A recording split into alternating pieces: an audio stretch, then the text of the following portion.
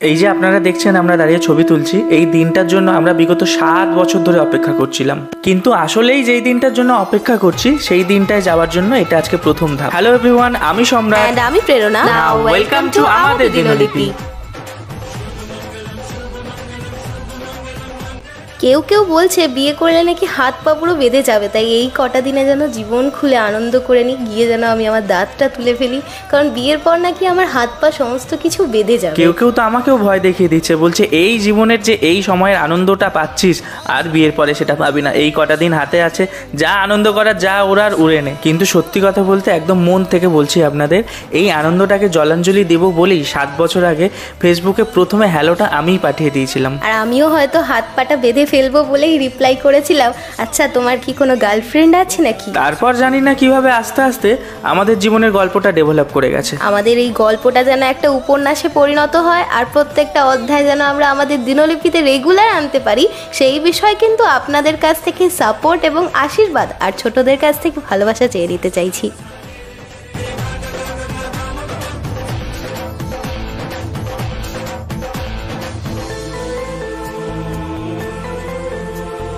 আমাদের আলাপটা ফেসবুকের মাধ্যমে সবার মতো হলেও এই আলাপের সূত্রপাতটা প্রথম করেছিল আমার হবু ননদ তিথি, যাকে আপনারা অনেকেই ভিডিওতে হয়তো দেখেছেন, আবার হয়তো বা অনেকে চেনেন না। মানে বলা বাহুল্য, একটা মিম আমি অনেক দিন আগে ফেসবুকে দেখেছিলাম যে প্রত্যেকটা মেয়ের মানে এই ভালোবাসা হওয়ার বিষয়ে একটা ব্যাপার, মানে কোনো একটা বান্ধবীর অবদান থাকে, আর বিশেষ করে মানে যখন তারা এই সমস্ত সম্পর্কে জড়িয়ে পড়ে সেক্ষেত্রে পেছনে একটা ব্যাপার খুব থাকে, সেটা হচ্ছে হয় তার বয়ফ্রেন্ড, বন্ধুর দাদা বা দাদার বন্ধু। তো আমার ক্ষেত্রে ওটা বন্ধুর দাদাতে পরিণত হয়েছে। প্রথম থেকেই আমি এমনি খুব লাজুক, মেয়েদের সাথে কথাবার্তা বলা বা আড্ডা মারা আমি একদম এসব পছন্দ করি না।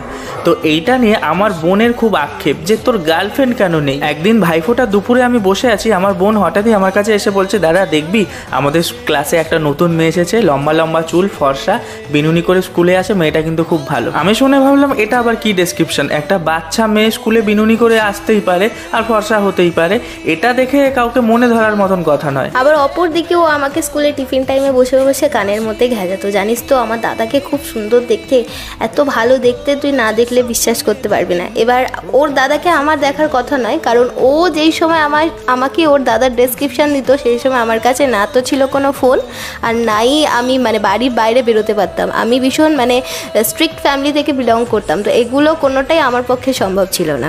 তো আমি ওর ডেসক্রিপশান শুনতাম আর ওকে বলতাম ঠিক আছে তুই ক্ষমা কর, তো টিফিন শেষ হয়ে গেলে নিজের বেঞ্চে গিয়ে বস। তারপর তো দিন যায়, আমরা যে যার মতন সব ভুলে গেছি। আপনাদের এই গল্পটা বলছি 2014-র ঘটনা। তারপর প্রায় 1 বছর কেটে যাওয়ার পর মানে 2016 নাগাদ আমি মানে যখন ক্লাস 10-এ উঠি তখন লুকিয়ে লুকিয়ে একটা ফেসবুক অ্যাকাউন্ট খুলেছিলাম। তারপর ওই ফেসবুক অ্যাকাউন্টটাই আমার বোন আমাকে দেখালো যে তোকে বলেছিলাম যে প্রেরণার কথা, এইটাই সে। সত্যি কথা বলতে ওকে আমার তখন দেখে একদম পছন্দ হয়নি, কারণ ও একদম রোগা বাচ্চা বাচ্চা খ্যাংড়াকাঠি ছিল। আর আমারও তখন এই সমস্ত প্রেম প্রণয়ন ব্যাপারে কোনো ইন্টারেস্ট ছিল না, আমি মানে আমার পড়াশোনার দিকে বেশি ফোকাস করছিলাম ওই সময়টা। তো যাই হোক, তিথি কিন্তু প্রত্যেক দিনই স্কুলে এসে আমার কানের মাথা খেত যে এই দেখ আমার দাদার সাথে কথা বল, ও খুব ভালো, হ্যান ত্যান এইসব বলতো। আমি বলতাম যে না, আমাকে এইসব এসে পাকাস না, আমি এইসব চক্করে এখন তো নেই।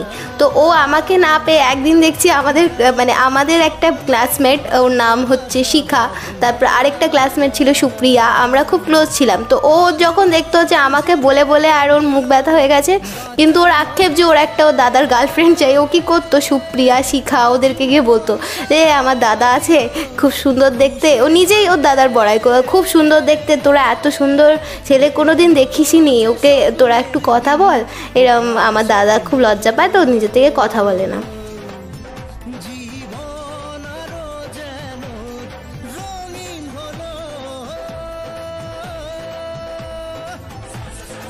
তারপর একদিন হঠাৎই ভাবলাম যে রোগা হোক, খ্যাংড়াকাঠি হোক, যা হোক, কিন্তু বৈশিষ্ট্যগত দিক থেকে বা চারিত্রিক দিক থেকে যাই বলেন আমার মনে ধরেছে। তারপর আর কোনো কিছু না ভেবেই ফেসবুকে শুরু হলো বার্তালাপ। এখানেই কিন্তু হ্যাপি এন্ডিং নয়, ও কিছুতেই রাজি হচ্ছিল না আমার প্রস্তাবে। আমার বোন এত করে বুঝিয়েছে তাও রাজি হচ্ছে না। ওকে অনেক রকমভাবে ছলচাতুরি করে প্রভোগ করে বুঝিয়ে 2016 সালের 9ই অক্টোবর আমাদের প্রণয়ন শুরু হয়।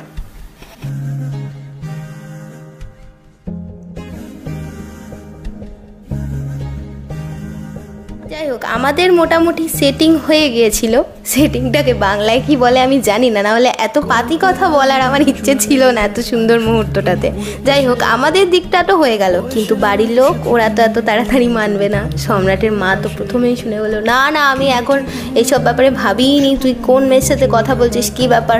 আমার বাড়িতেও শুরু হলো মানে চরম উপদ্রব, মানে সে তো মারামারি, মানে মেয়েদের বাড়ি থেকে যদি জানতে পারে, ছেলেদের খুব একটা মার খেতে হয় না বিশেষ, কিন্তু মেয়েদের তো জানেনি চর থাপ্পড় চুলের মুঠি ধরে নাড়ানো, মানে নানা রকম জিনিসপত্র থাকে।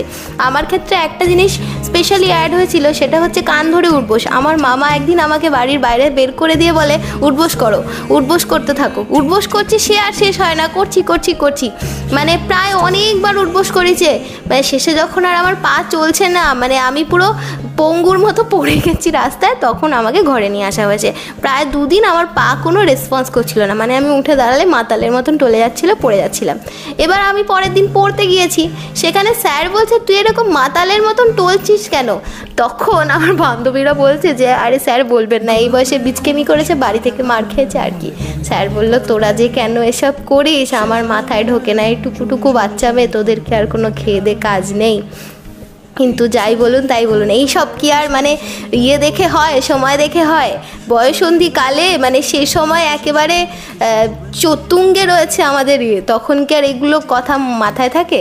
যাই হোক, হয়ে গিয়েছে। এখন বুঝি যে তখন হয়তো এতটা বাড়াবাড়ি না করলেই পারতাম, কিন্তু বাড়াবাড়ি যখন হয়ে গিয়েছে ওটাকে তো একটা পরিণতি দিতেই হয়, তাই না? এত যুদ্ধ ঝড় ঝাপটা সমস্ত কিছু কাটিয়ে দুটো বাড়ির সব মানুষকে একত্রিত করে ফাইনালি 7 বছর পর 8 বছরের মাথায় আজকে আমার আশীর্বাদ। সঙ্গে হবে একটা কাগজে কলমে সই, যেই সইটা হয়তো সারা জীবনের জন্য পাকাপাকিভাবে আমাদেরকে একটা অদৃশ্য সুতো দিয়ে বেঁধে দেবে। তো বিকেলের এই রেজিস্ট্রির সময়টাতে আমরা দুটো ইভেন্টে ভাগ করে নিয়েছি। প্রথমত আমরা আংটি বদল করব, এই হচ্ছে আমাদের আংটিটা।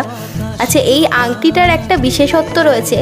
আসলেই এই আংটিটা বিশেষ, কারণ আমরা এই আংটি দুটো মানে দুজনেই নিজেদের একান্ত উপার্জনের টাকাতে কেনা, মানে এটা বাড়ির লোক আমাদের দেয়নি, আমরা নিজেরাই প্ল্যান করেছিলাম যে নিজেদের জন্য কিনবো।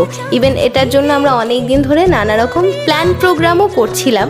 তো প্রথমে ভেবেছিলাম যে আংটি করবো না, তারপর আবার মাঝে মাথায় এসেছিল যে না করি, আবারও বিভ্রাট হয়েছিল, থাক দরকার নেই, কিন্তু ফাইনালি আমরা করে নিয়েছি। এই আংটি পরানোর সময় বন্ধুরা অনেকক্ষণ ধরে পেছন থেকে চিল্লাচ্ছে যে নিচে হাঁটু গেড়ে না বসলে তোকে আংটি পরাতে দেবো না, তাই ওর সামনে হাঁটু গেড়ে বসেই ওকে আংটিটা পরালাম।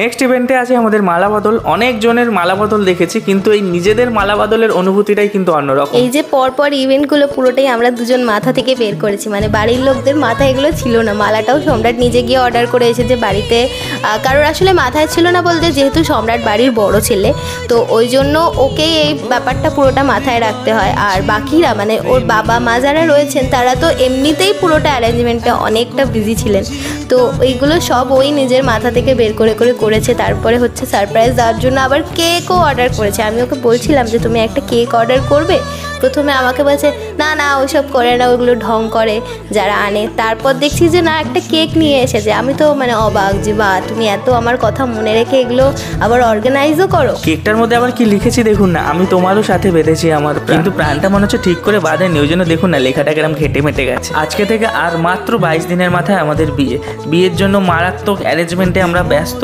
তাই বিয়ের সময় যদি কোনো ভিডিও মিস হয়, এটা আমি ভিডিওর মাঝখানেই আপনাদেরকে বলে দিচ্ছি, আমাদের ভিডিও আপলোড করতে যদি কোনো মিস হয় আপনারা কিন্তু ভুলে যাবেন না।